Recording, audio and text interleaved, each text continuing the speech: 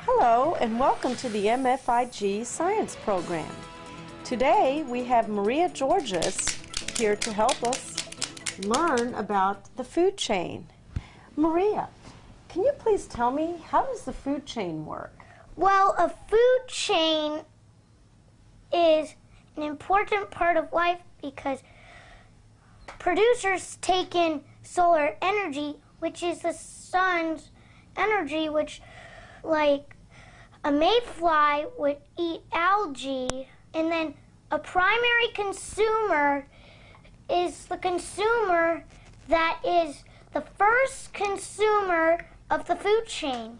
It eats the mayfly when it's laying on top of the lake, the pond, and then a herdsman would eat the sunfish, which the herdsman is the consumer.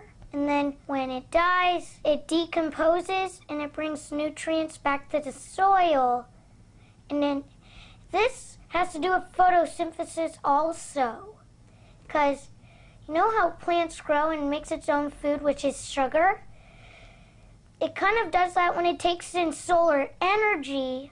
So then the insect or bug will eat it. So then the primary consumer is ready to eat. And everything depends on, every living thing depends on itself. So then they can all have something to eat. And that's pretty much it. Well, thank you, Maria. That was very interesting. I hope that I can have some of that food too. Oh, and also, just to let you know, everybody is in a food chain every single day. Is that why we had the grocery stores? Well, they get the food from farms and they hunt animals and stuff, but we're the last thing on a food chain most of the time. When we die, we decompose. Like animals, we're kind of related, except we're not all furry like them and so huge like them.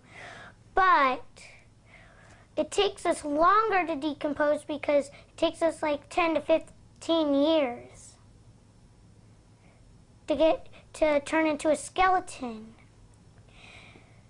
And then it brings back nutrients to the soil that grows the grass at cemeteries, which you may not see it, but sometimes it happens. Well, thank you. And next week we'll have Maria Georges speak on another topic. Which is why gummy vitamins are not good for you. Thank you.